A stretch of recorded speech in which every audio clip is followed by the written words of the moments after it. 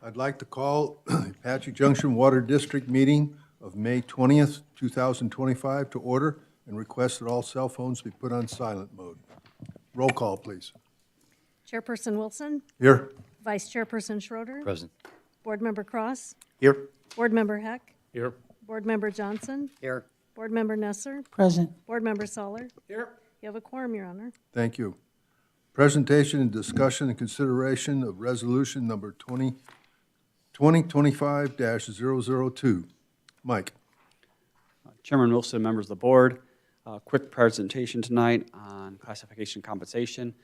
We're looking to do the same as the City of Apache Junction with a one-step increase for all employees is about 2.5%, and then a 4.5% increase on our average health insurance premiums, and the premium cost will be shared between the district and the employees, similar to what the city's doing.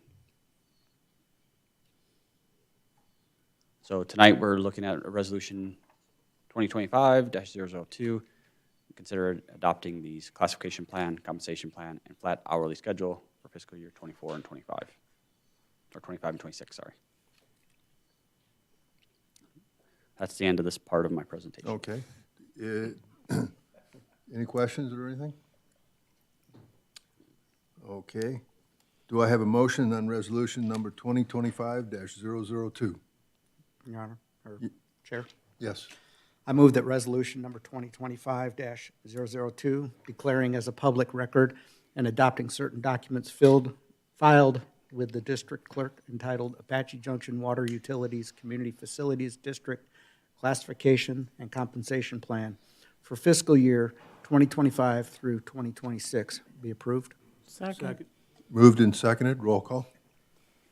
Board Member Nesser, Yes. Board Member Johnson, Yes. Board Member Cross, Yes. Board Member Heck, Yes. Board Member Soller, Yes. Vice Chairperson Schroeder, Yes. Chairperson Wilson. Yes. Unanimous. Thank you.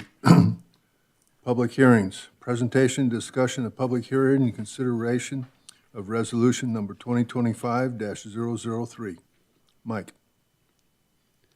Chairman Wilson, a little overview for tonight. I'm going to give you guys the proposed 2025, 2026 budget, also proposed rates, fees, and charges that we're looking to change, and then also our budget schedule for review.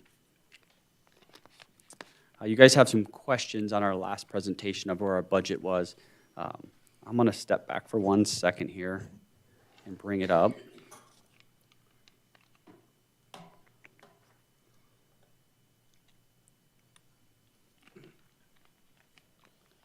Let's blow this up so you guys can see it. And the question was really here, Board Member Heck, I think you brought it up here on our operating revenue, went from our budget of 5.9 to projected at 2.9, then back up to 5.8 in 25, 26. We went back and reviewed that. What happened was, unfortunately, when we do our budgeting, our salaries are not included as part of that. So that was not included as part of that, so we went back and we updated those numbers for review here. Oh, sorry. But instead of that 5.9, or projected for this year, it's going to be 5.2. We added those salaries in so we can make sure that we accounted for those. We did move a couple other things around. As you can see here, we had a negative number in here for our projected not using any reserves. And we moved actually because that's a funding source that we pulled it out of our savings account and moved it over here. So it actually funded something. So we made that a positive number here. And that's why this went up to 12 million rather than the 9 million we had before. The other thing you can see here is we had a projected in our budget last year of a $5 million in grants. We only received $1 million in grants. So we had to reduce that number and take out of our reserves to fund those projects and still maintained under our existing budget without getting some of those grants. So we had to use some of that money from our reserve. So kind of give you a heads up, that's kind of where we're headed. Again, we're back on track this year. We're going to be taking money out of reserves to fund some of our projects we've been saving up for. Some of the ones we talked about, and we'll talk about here in a little bit, of the major capital improvements we have. And then these are all, again, revenue services that we have. So this is our operating revenue coming in from rates, really, and help funding a lot of that. We also are looking at applying for grants again for several of our projects. And then we have some investments we earn on. And then we have some miscellaneous revenue with broken meters and replacement meters where somebody's ruined something and then they have to pay to replace it through their insurance or paying in their own cash to refund us for damages that had been caused. And then this is our operating, what we're using it on, roughly a $5.8 million budget for operating expenses. We have money for our debt services for when we built our plant, we're still paying on. We still have a few years left on that. Capital outlay of roughly $8.6 million, and then we always have contingency in our budget just in case a well goes down, a pipeline failure, or something that we're not projecting that we'd have. So we always use emergency funds in there. We're using some of our water resource acquisition fees, so these are what we're estimating what funds will come in. We estimated system connection fees of $1 million last year, projected to be at $1.65. Again, with development to the south and some infill projects, we're looking at $1 million next year. Our water resource acquisition fee, we thought was going to be around $10 million. It actually came in at $5 million. We do have some subdivisions coming in here in the next month, so this may go up to about $7 or $8 million that would be collected on water resource acquisition fees. So we're predicting again next year about $7 million as these developments move forward down south and new development comes in, continually gaining dollars in those areas. As you can see, here's our current balance of our 62 fund, which is system connection fees, which roughly at the end of our last audit was around $5.5 million. And then our water resource acquisition fee, we roughly have about $11 million in the bank currently. And again, this will help fund our Verde River stuff we're working on and some other projects that we have out there. Okay. Any questions on this budget now? I have. Yes. So the 8.6, that includes the 2 million something for the new building, is that correct? That is correct, yes. And the 5.8 in operating, that is taken into consideration the wage hikes that we have? That is correct, That's already yes. included? Yes. Okay, thank you. Yes. Mike, why the big reduction in grants and contributions? We went out for some water conservation grant. It was a large one last year of roughly $3 million. The funding project with WIFA is now unfunded this year so far, and we're not sure if WIFA is going to get funded for additional water conservation projects at this point in time due to the changes in the government. So we didn't plan on going after any of those additional funds because we're not sure if they're going to be out there at this point in time. As it comes back, I would sure we would apply for more in the future, but not next year because we don't know truly what's going to be out there. And it wouldn't stop us from applying to them. I'd come back to you guys. You could adjust that later, but this is what we're just budgeting for at this point in time. Do you have to ask us for permission to pursue a grant? At certain dollar amounts, we will come to you and ask for permission. You have to sign off on us pursuing those. Okay. It's like, have at it. Get as many as you can. I would hope you don't turn it down, but yes, we do come for permission sometimes. And I think knowing that is half the battle. Knowing that we can, it's just, we'll go do. Anyone else? Okay. Some of these large investments that we have going on is purchased two new 3/4-ton service trucks, roughly $130,000. Purchased two new mid-sized trucks at roughly $95,000 in total, and then purchased one traco and trailer at roughly $215,000. As you asked earlier, this is part of our design and construction of our new office. We budgeted $2.75 million. Also to install a 12-inch water line under US Highway 60 and Goldfield, roughly $600,000. And then also to replace existing 12-inch and install a new 12-inch under Highway 60 at Idaho at roughly $800,000. Purchase a 2 million gallon per day treatment train. Currently, we're at 4 million gallons per day at our plant. Developers paying to expand it another 4 MGD, or 4 million gallons. We would pay for the final 2 million gallons to do final build out of our plant of 10 million gallons per day. We're also looking at constructing and adding onto our booster pump station at Booster 2 to replace that. Drilling a well that we did not get to in this fiscal year, moving it to next fiscal year of roughly $2 million. And then finish our advanced water purification trailer that we started this year. We do have some also just general expenditure increases with Salt River Project, working on our Verde sedimentation mitigation project we've been working on for the last 4 years. We have additional funding that they had some change orders, so we'll have 2 more years of funding on that. So this will be year 5 next fiscal year, and the following year one more time at $180,000 per year.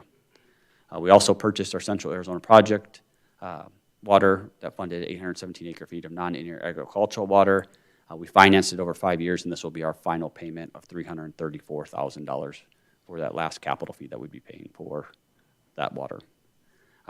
We also, for purchasing all of our water through the Central Arizona project, capital and maintenance fees is roughly $1.4 million that we'd spend to get that water delivered to us and have it. And then our Central Arizona project capital fee is almost $400,000 per year and slightly increasing. As you can see here, it's been going up over the last few years. It continues to go up. We are working on some agreements of wheeling additional water supplies through there that would hopefully maintain these levels or bring those costs down on the CAP as we move forward. Any questions on those so far?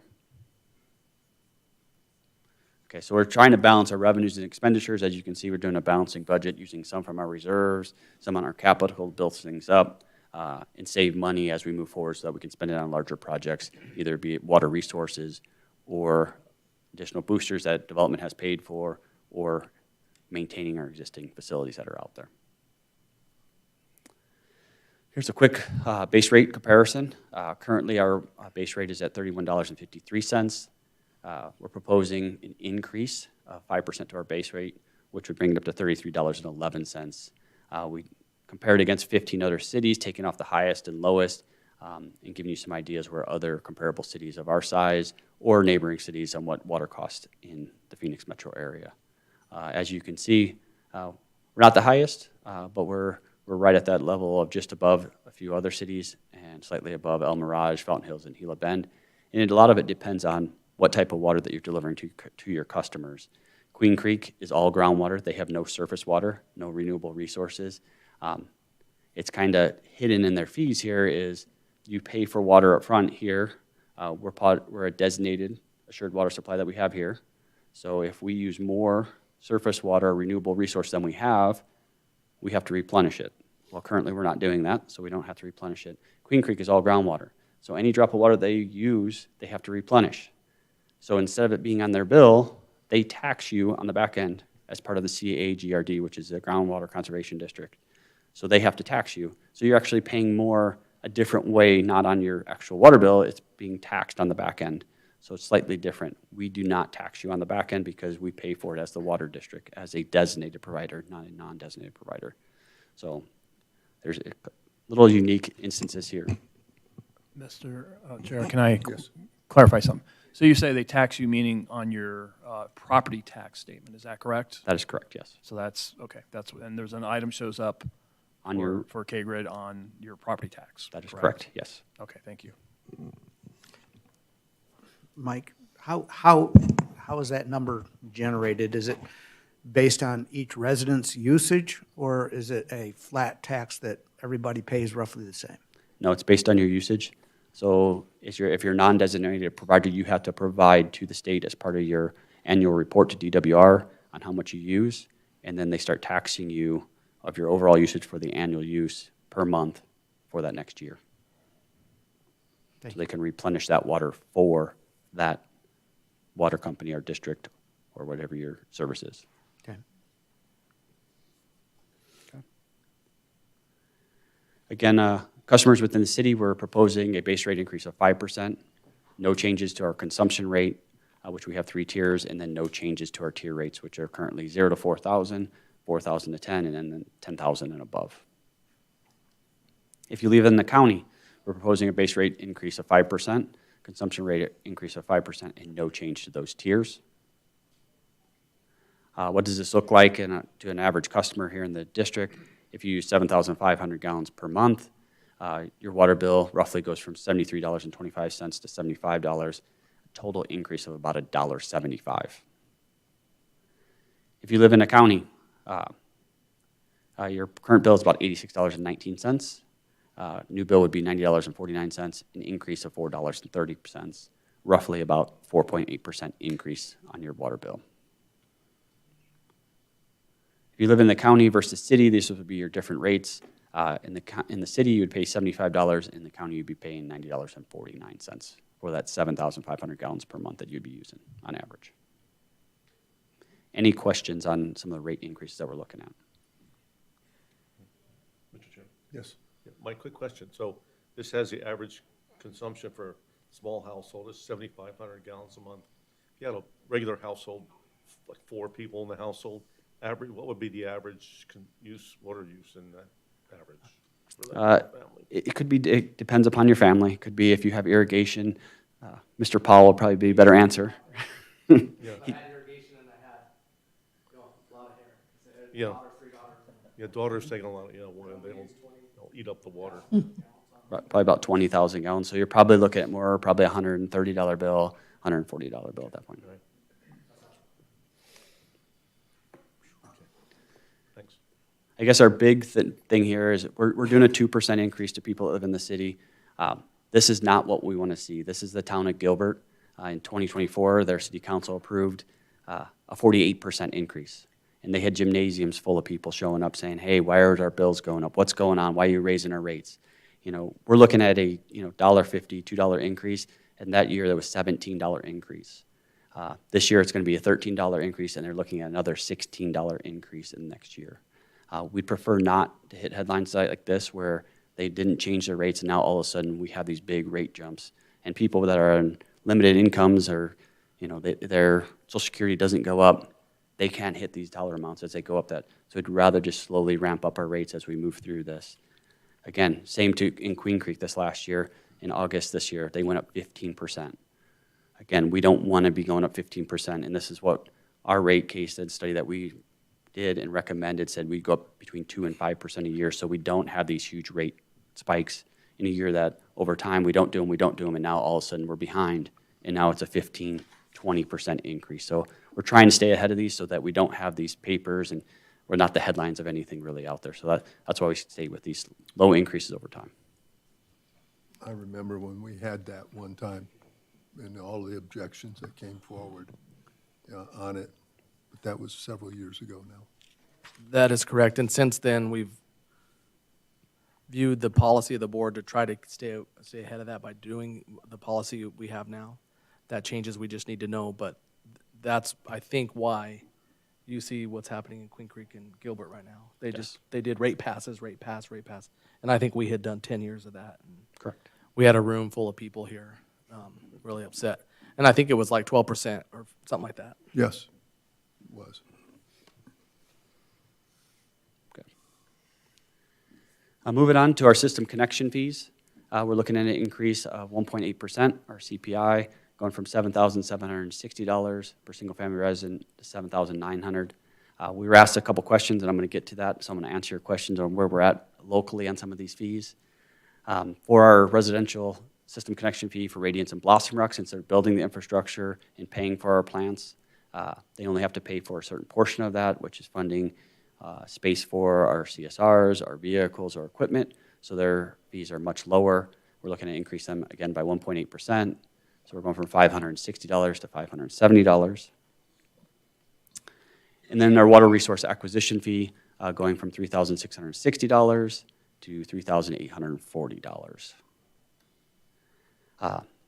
One of the questions last week is if I was a customer and came in and I had a vacant parcel or I wanted to put a mobile home on a piece of property, how much would it cost me to establish water service at that location and get a meter set?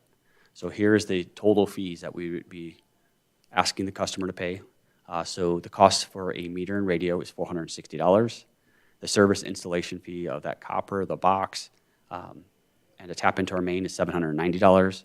And then we have these system connection fees currently of $7,760 and $3,660, totaling of about $12,000 to $13,000 that it would cost you to develop that lot as a developer. Okay. So if you're trying to build a modular home or add additional service to you, it's going to cost you $13,000. The other option that everybody has out there on acre and a quarter properties is to drill a well. You can install your own septic tank. How much is it to drill a well? I don't know if the board members have any idea. I know you guys live on some acre and a quarter properties. Do you guys know what the cost would be to drill a well on a piece of property? Guesstimation, probably 40,000. Okay, 40,000. And then you have to put your septic system in. But it's a one-time fee. Right. Once I This buy is it. These are all one-time fees too. This Yeah. is not recurring. But no, there's a monthly bill. I would agree, but you still have a monthly bill for your well by that electric. It doesn't come out of the ground for free. Right. It's not treated, and it doesn't meet drinking water standards. It may not. Nobody tests it. So, and you're assured 100-year water supply if you sign up with the water district. So there's different things, benefits you get from either one, but it's $40,000 up front rather than $13,000. So they have to balance that on how they want to manage their development. I'm going to say is my neighbor put one in 2 years ago, How much? and it cost them $55,000. Yeah. So expensive, any kind of development's expensive. So we wanted to go out and see what other impact fees were across the valley. So I went Phoenix in the northwest, which is development currently out there by the Taiwan chip company. Total fees between their water resources and wastewater is $25,000 for their impact fee. Gilbert, that just had all their increases, is roughly $18,600. And as you can see, we're slowly getting on the list here, as our current fees are roughly, total with the sewer district, this is including them, is $15,770. We're proposing a $16,000 and $16,090. So we're not at the top, we're down in the middle here. Yes, there are some other communities that are lower, and there's some communities that are higher, but here's in general where development impact fees are going for water resources, water resources, and wastewater. Sharon? Any questions on that? Yeah. More of a statement, I suppose. Sure. I'd really like to see if there's a way we can get that reduced for next year, Okay. somehow. I mean, I know inflation and everything else, but, we're not at the high end as far as income in this city. And so proportionately, it'd be better if it was a little lower. Okay. Specifically in the impact fee. Yeah, Yeah, on this yeah. Okay. I realize the acquisition fees and stuff like that, but, and then we turn around and we're putting multifamily housing in left and right that doesn't require a 100-year assured water supply. But they still have to pay these fees. True, So but, it's just, We can look at that's, that. that's a big number. That's all I'm saying. And- This is and it would be absolutely a big helpful number. if it was a little lower. there's a lot of calculations that go in this number. This number was put in roughly about 3 years ago, where we jumped it up. It's based off a study through Tischler-Bice. We look at the cost of construction for how much does it produce that gallon of water for those houses, how much does it take in equipment, how much facilities does it take. They add all this up and divide it on how much water on average a person would use. And this is how we come up with these fees. So we can definitely take a look at that to see if we can go down. As you said, inflation's here. We don't want to raise prices, but we don't want our existing ratepayers to pay these prices either. As we mentioned before, and as the board has directed us, is we want development to pay for itself. And we really don't want our ratepayers to be paying the cost for new construction. And that's the biggest thing out there. And we can look at it though, but for sure, but I just kind of We'll look at it, and I think we can ask our consultant about geographically at it too. Sure. Thank you. Anyone else? Okay. Any other questions on that? So last part of tonight is just consideration for adopting the proposed budget, proposed rates, fees, deposit, water resource acquisition fees, and charges for fiscal year 2025, and then the upcoming schedule. And then we'll have a resolution here in a minute. Any other questions on our presentation tonight? Don't see any.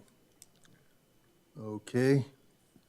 I will now open this to the public hearing. There's a 5-minute time limit with 1 minute warning that you will hear. Please state your name and address for the record. And I don't see any movement. Mike, you're still holding ground board, right? Yes. I will close the public hearing and ask for a motion for resolution number 2025-003. Mr. Chair? Yes. Go ahead, Peter.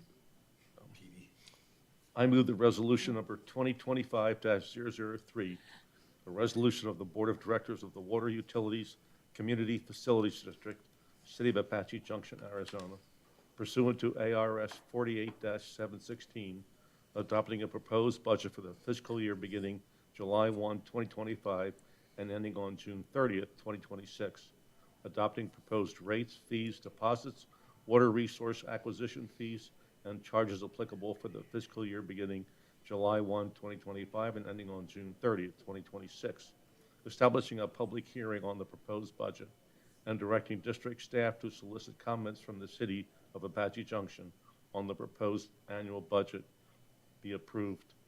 And I further move the public hearings for final budget adoption be held on June 17th, 2025 at 6 p.m. in the Apache Junction City Council Chambers, 300 East Superstition Boulevard, Apache Junction, Arizona. Second. Moved and seconded. Roll call? Board Member Cross, Yes. Board Member Nesser, Yes. Board Member Soler, Yes. Board Member Johnson, Yes. Vice Chairperson Schroeder, Yes. Board Member Heck, Yes. Chairperson Wilson. Yes. Unanimous, Your Honor. District Managers Report. No report, Your Honor. District Directors Report. Chairman Wilson, one update. We'll be sending out a public notice this week in our bills for the next couple of weeks. We had an exceedance in our disinfection byproducts. What does that mean? There's no emergencies, no boil water or anything like that, but we need to notify our customers. For exceeding that over a long period of time, there are some health issues that could be concerned about, so we're notifying all of our customers. What happened was, this is based on a running annual average. Roughly 4 quarters ago, we had a high level of roughly 100 parts. The annual average has to stay below 80. It's been below 80 the entire time until we hit this last quarter here, and we went up to 80.2 in one location and 84 in another location. So we have to notify the public of this. Our next quarter will drop that high level off, that 100 that we had before, and we'll be back in compliance. But we do have to send a notification out to the public. I just want to keep you guys aware of that. If you get any questions, there's no immediate health urgencies or anything that needs to happen. There's no boil water or anything like that. But just keep you in the loop just in case somebody asks a question. All of our customers will be notified of that in their next bill. Okay? Okay. And that's it. Anything else? Nope. Questions? No. Okay. District Treasurer's Report. No report. Okay, thank you. I'll adjourn this meeting.